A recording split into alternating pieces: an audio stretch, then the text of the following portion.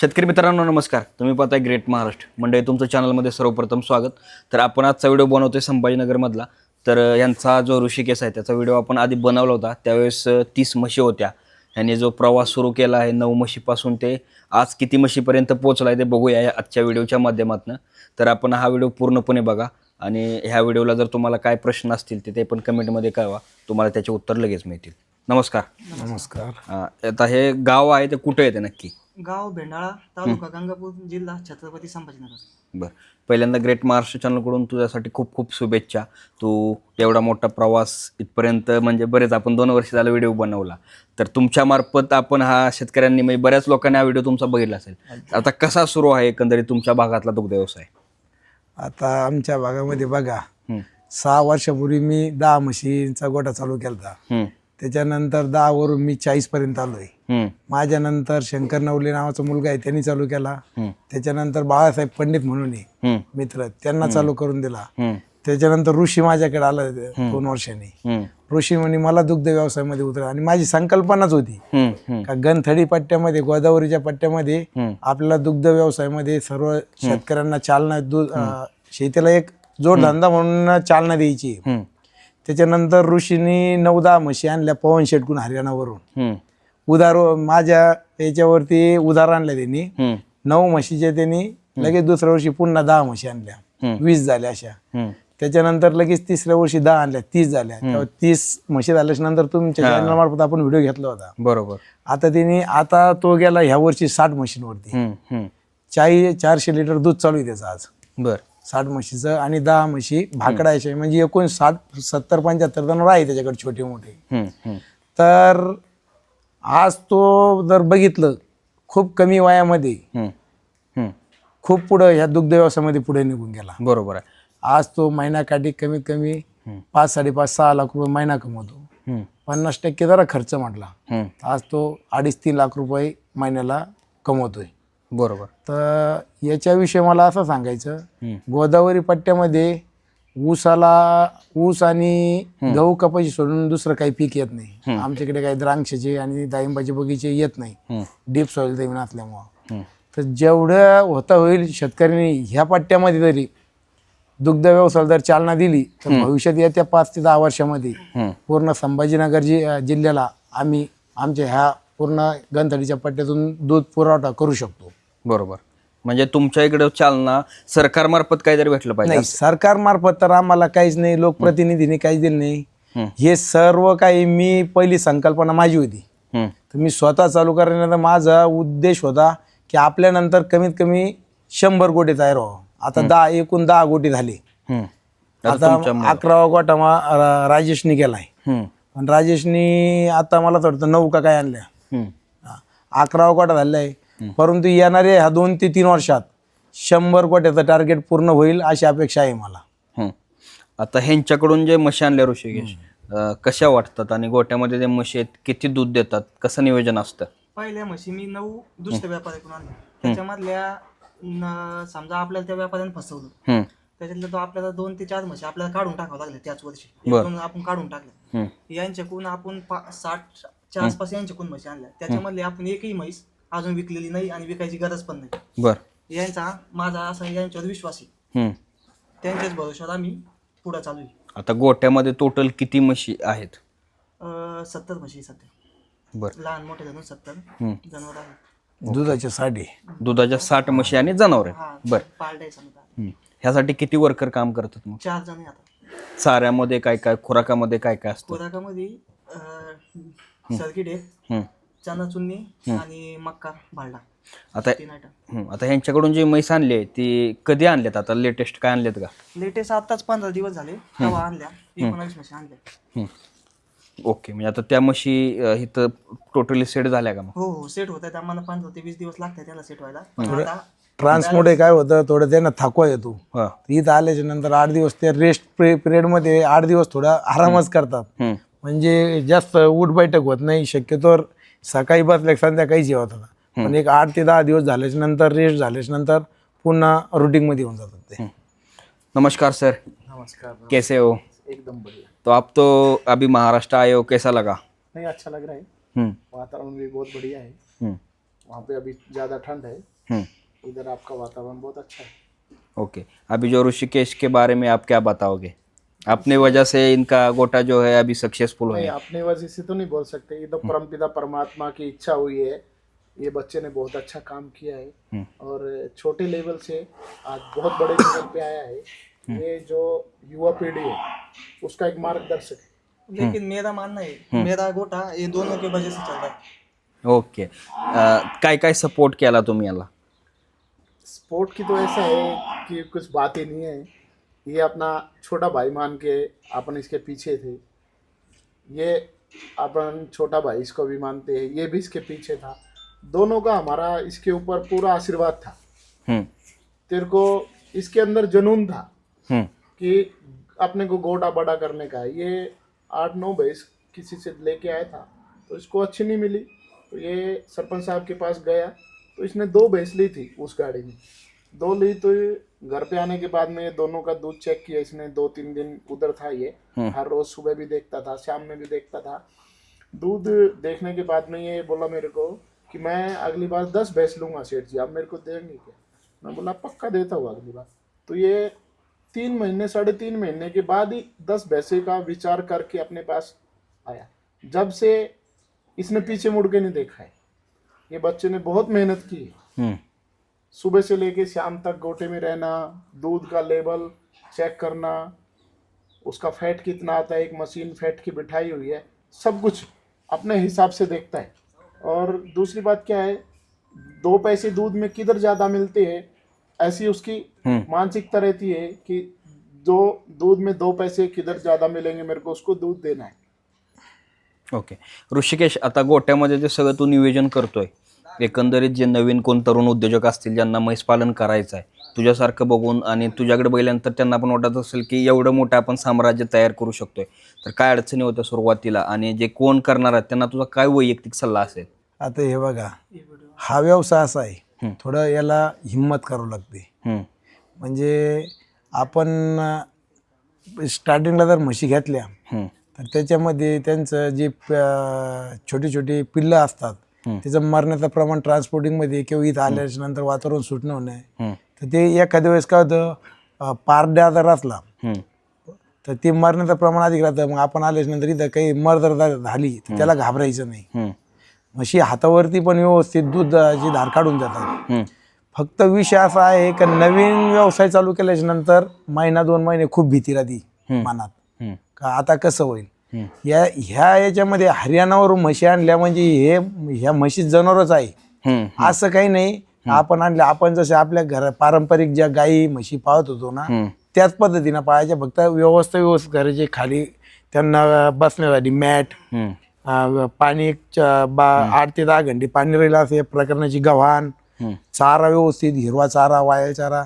हे जर आपलं घरचं जर मुबलक व्यवस्थित असलंय आणि मजूर जर प्रॉब्लेम नसला चारा आणण्यासाठी, तर हा व्यवसाय मी म्हणतो 50 एकर क्षेत्र ज्याच्याकडे आहे त्यांनी 30 एकर पडीत ठेवा, 20 एकर चारा उपलब्ध करावं आणि अशी गोटी जर टाकली तर ती 100 एकरचं उत्पादन वर्षाला अशा गोट्यातून तयार करते.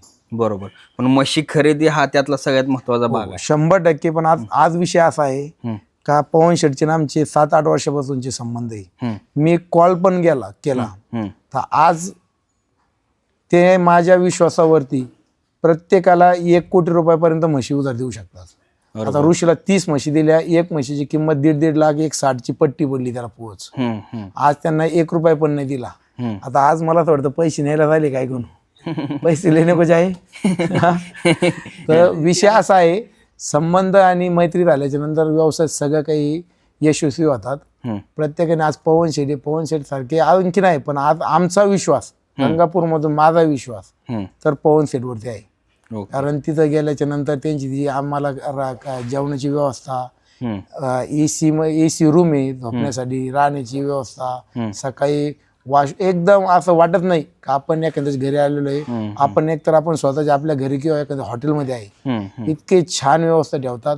दिवसातून 3 वेळेस व्यवस्थित जेवण. ठीक आहे, जेवणाचं काही ना तिकडे दुधाचे आयटम, पराठे, दही ते असतात, परंतु ते जी व्यवस्था ठेवतात तर महाराष्ट्रातल्या शेतकऱ्यांनी पण त्याचा बोध घ्यावा.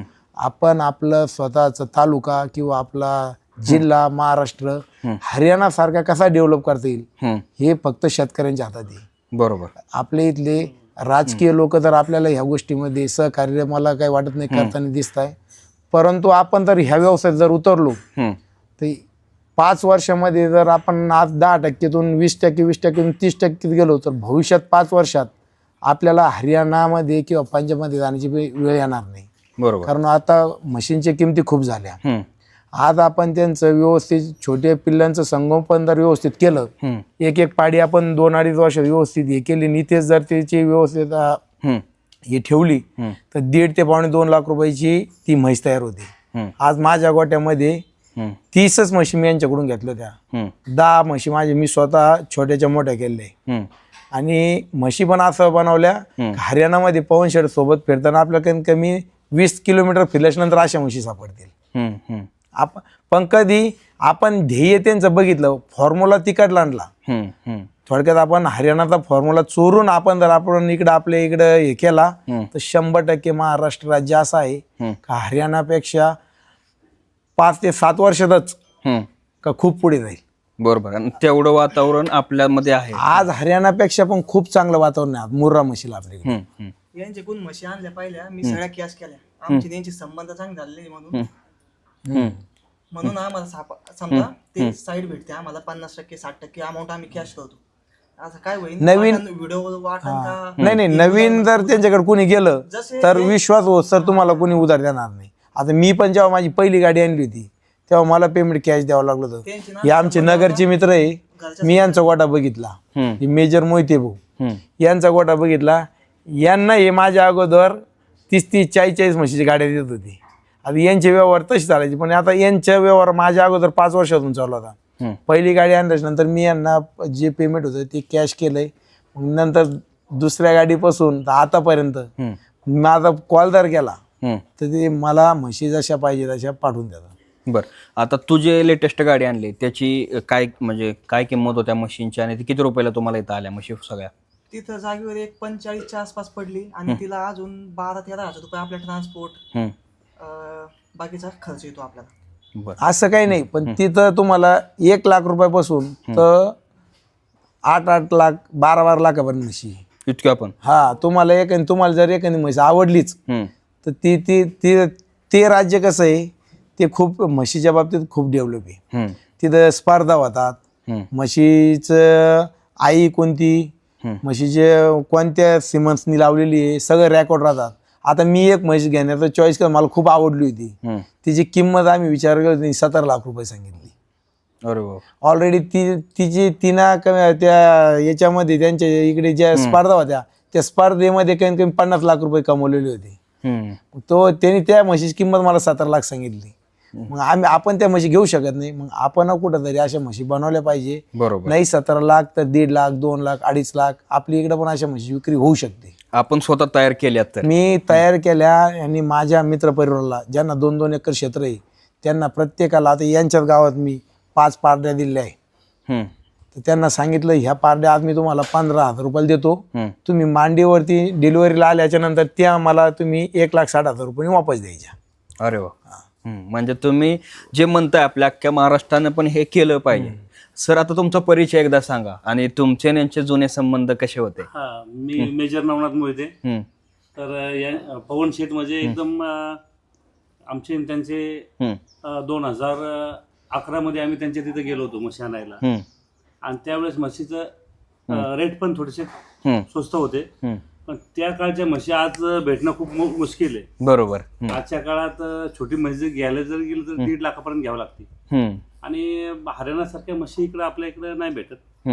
आणि त्या म्हशींची खासियत मध्ये अशी आहे की ती म्हैस जास्त दूध देते आणि जास्त वेळ दूध देते. आपल्या इकडची म्हैस कमी काळातच आटते. आपल्या इकडे फॅट पण चांगला आहे हरियाणाच्या म्हशीला. हरियाणाची म्हशीला फॅट पण चांगला, लागवडीला अडचण नाही. आता तुमच्या किती म्हशी होत्या सगळ्या म्हणजे आता? आमच्या एक 100च्या आसपास आमचा म्हशीचा गोठा होता आमचा. बर. सर जी अभी आप ये बताओ कि अभी क्या रेट है और जो किसान नया आना चाहते हैं उसके लिए क्या सलाह होगा आपका? अभी रेट थोड़ा पहले से बढ़ गया. अभी 1.5 लाख के ऊपर है भैंस, 1.5 और 2 लाख के बीच में.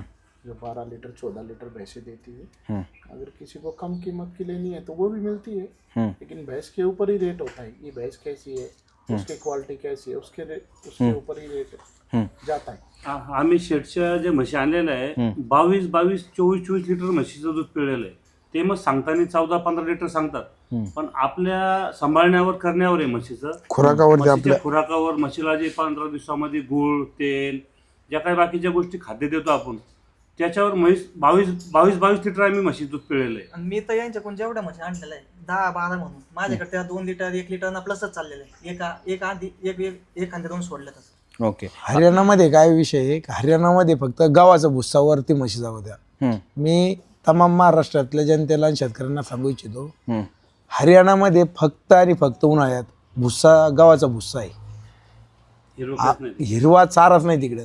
तुम्हाला ऊस बघायला भेटणार नाही त्यांना, आपलं सुपर निपर जे आपण इकडे गिन्नी गवत घास म्हणतो ते बघायला भेटणार नाही, साधा घास बघायला भेटेल केव्हा त्यांच्याकडे पावसाळ्यात, त्या सीजनला. परंतु हरियाणाची जी मुर्रा म्हैस आहे ती फक्त गावाच्या भुस्स्यावर डेव्हलप होऊ शकते, याची खात्री मी देऊ शकतो. म्हणजे पूर्ण वाळा चारा, पूर्ण वाळेल चारा, फक्त गावाचा भुस्सा. हरियाणामध्ये प्रत्येक जवळपास घरोघर म्हशी आहेत. आपल्या इकडे जसं सरपंच साहेबांनी सांगितलं की माझ्या अपेक्षेप्रमाणे 100 गोठे व्हायला पाहिजे, आतापर्यंत समजा इथं 10 गोठे मोठाले, तर मग आपल्या इकडं जे दुधात भेसळ जास्त आहे, महाराष्ट्रात दुधात भेसळ जास्त आहे, आणि मग ते भेसळचं दूध खाऊन माणसं पण तसेच होणार. यांच्या इकडे हरियाणामध्ये पवन शेट्टी तिकडे आम्ही जातो ना, म्हणजे ते चपाती जी खायला भेटते त्याच्यावर ते मक्खन बिखन लावून म्हणजे ओरिजिनल ते तुपाचे भेटतं, आणि मग तिकडे दुधाला रेट पण चांगले आहेत. आपल्या इकडे कसं दुधाला रेट कमी आहे, दुधाला जर रेट जास्त मिळाले तर शेतकऱ्याला अजून हा जोडधंदा करायला मजा येईल. बरोबर. ग्रामीण भागात एक विषय तिकडे, ग्रामीण भागातला आमदार मंत्री स्वतःच्याच गोट्यातल्या म्हशी दूध खातो, खेड्यागावातील. शहरातलं तर नाही बघितलं, पण यांच्या इकडे आम्ही फिरलो आता मी 5 वर्ष, तर ते स्वतःच्याच गोट्यात 5-5, 7-7 कोटी रुपयाचे बंगले बांधलेले, पण बंगल्याच्या खालीमध्ये पहिला गोट्याची व्यवस्था केली. बरोबर म्हशी म्हणजे ते दूध प्युअर तिकडे प्युअर दूध खातात. आणि आपल्या इकडे 50-50 एकर शेतकरी आहे, 50 एकरवाले, ते भेसळ दूध खातात. बरोबर. आता सर जी आप इधर आए हो, अभी कैसा लगा, और ऋषिकेश ने जो अभी बफेलो एकदम अच्छी तरीके से संभाला है क्या? हाँ, अच्छी तरीके से संभाला है. 9 भैंस पे से 70 भैंस पे जाना, 70 भैंस पे जाना कोई मजाक नहीं है, बच्चों का खेल नहीं है. क्योंकि भैंसों को कैसा है कि हर रोज का धंधा है. सुबह भी उनका दूध निकालना है, शाम को भी उनका दूध निकालना है, उनको खाने का भी सुबह भी देना है, शाम को भी देना है, और इतनी संख्या में भैंसों का ध्यान रखना, सब कुछ करना, ये पूरा उनका मैनेजमेंट का काम है. मैनेजमेंट के बगैर नहीं चलता है. तो इसी ने मैनेजमेंट अच्छी की है तो गोटा सक्सेस हुआ है. ओके. अभी आपका उधर का क्या प्रोसेस रहता है बफेलो खरीदी करने का? बफेलो खरीदी करने का तो सबका एक ही प्रोसेस है. गांव खेड़े में जाते हैं, जो अच्छी भैंस लगती है वो परचेज कर लेते हैं, जो अच्छी नहीं लगती उसको छोड़ देते हैं. आपका पूरा एड्रेस एक बार बताओ, जो कहाँ आना पड़ेगा, कैसे? मेरा गांव कैथल है, हरियाणा में. आप दिल्ली से 170-180 किलोमीटर आता है. मतलब दिल्ली आना पड़ता है पहले? दिल्ली आना पड़ता है पहले, उधर से फिर हरियाणा आना पड़ता है. ओके. कैथल में आता डेअरी आहे. आता तुमच्या भागात काय गोटे असे पण असतील की जे तयार झाले आणि परत बंद पडले, असं काय झालं का? नाही, आता हे आमची 11 गोटे फर्स्ट टाइम झाले.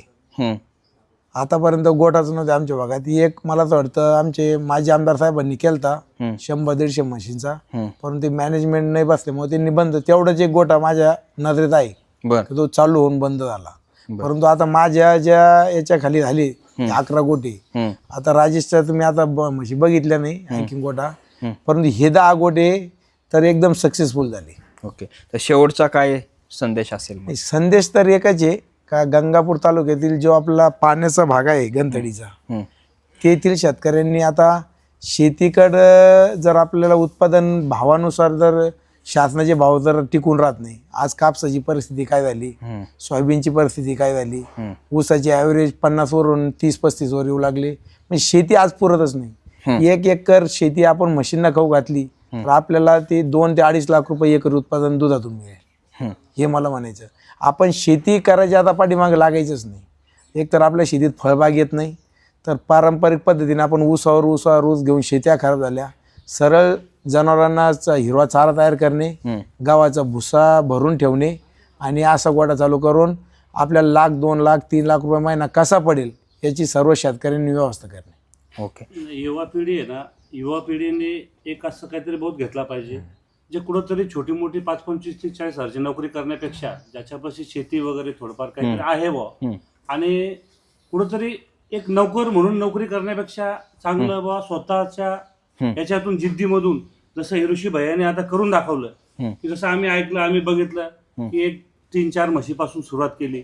आज तो कुठंतरी त्यांनी जर विचार केला असता तो कुठंतरी नोकरीला 30-40 हजार रुपये नोकरी करून कमवलं असतं. पण ह्या धंद्यासाठी खूप काही शिकणं गरजेचं नाहीये, शिक्षण खूप मोठं असणं गरजेचं नाहीये. बरोबर. फक्त एक हिंमत लागती आणि हिमतीमधून आपण आपल्यापाशी लोक कामाला ठेवू शकतो आणि हा धंदा खूप मोठ्या स्वरूपात करू शकतो आणि कोणाच्या इथे जायची गरज नाही. बरोबर. आणि एक फक्त जे म्हशी खरेदी करणं वगैरे कुठेतरी एखाद्या माणसावर विश्वास ठेवावा लागतो. जसं ऋषी भैयाने काय केलं, ते आपल्या हरियाणाचे पवन शेटे आता हे किती लांब आहे, सरपंच साहेब आहे, यांच्या माध्यमातून त्यांनी त्यांच्यावर विश्वास ठेवला. विश्वास ठेवल्यामुळे आज ते ह्या पोझिशनला आहे. स्वतःचा एक 2.5-3 लाख रुपये ते महिन्याला कमावतात. तर असं यांचं काहीतरी बोध घेतल्यानंतर माणूस पुढे जाऊ शकतं, करू शकतो. ओके. आपका क्या संदेश है सर लास्ट का? संदेश तो यही है कि अगर मैनेजमेंट अच्छी है तो अच्छा प्रॉफिट है, बिजनेस सक्सेसफुल है. और हमने आपसे वीडियो बनाने का हमारा मकसद ही यही है. जब पहले 30 भैंस थी, जब हमने आपके चैनल से एक वीडियो के माध्यम से युवा पीढ़ी को यही संदेश देने का हमारा प्रयास था कि कैसे 9 भैंस से 30 भैंस पे आया है और अभी 30 भैंस से 65-70 भैंस पे कैसे गोटा आया है. ये सब इनका एक जज्बा है जो इनके अंदर था कि मेरे को एक बड़ा करके दिखाना है. और मैं भगवान से प्रार्थना करता हूँ की जल्दी ही उनका 100 का आंकड़ा पार शतक पुरा हो जाए. जल्दी वापस करें. व्हिडिओ बनाया आपके साथ. ओके. तुझं खूप खूप अभिनंदन ग्रेट महाराष्ट्र चॅनल मार्फत. तर शेवटचा तुझा काय संदेश असेल? मी व्यवसाय चालू करायच्या आधी माहिती बघितली, जोडीदार सरपंच यांचं बघायचो आणि सगळ्यात महत्वाचं म्हणजे तुमचे ग्रेट महाराष्ट्र चॅनलचे व्हिडिओ. तुम्ही पण माहिती देताना सगळी संपूर्ण व्यवस्थित देता. तुमचं मार्गदर्शन, यांचं मार्गदर्शन असं करून हा व्यवसाय चालू केला. म्हणजे नोकरीला न जाण्यापेक्षा आता जो करतोय ते व्यवस्थित वाटतं. आणि माझ्यासाठी माझी जमीन माझ्यासाठी व्यवस्थित होते. मी सगळ्या याचा अभ्यास केला. मार्केट आहे संभाजीनगरात, दुधाचं मार्केट चांगलं आहे. बरोबर. आणि हा व्यवसाय असा आहे का आपण असं नाही की 10 वर थांबू शकतोय, आपण 100 वाढल्याला मागणी भरपूर आहे. त्याच्यामुळे असं याला लिमिट नाही. खूप पैसा आहे दुग्ध व्यवसायामध्ये, व्यवस्थित केलं ना याला लिमिट नाही. खूप सगळ्यात पैसा आहे. महत्त्वाचं म्हणजे. बरोबर. आज 400 लिटर दूध म्हणजे आज त्याच्या वयाच्या हिशोबाने खूप मोठा व्यवसाय झाला त्याला. बरोबर. तर शेतकरी मित्रांनो, तुम्हाला हा व्हिडिओ कसा वाटला ते कमेंटमध्ये नक्की कळवा. आपल्या चॅनलवर नवीन असाल चॅनल सबस्क्राईब करा. धन्यवाद.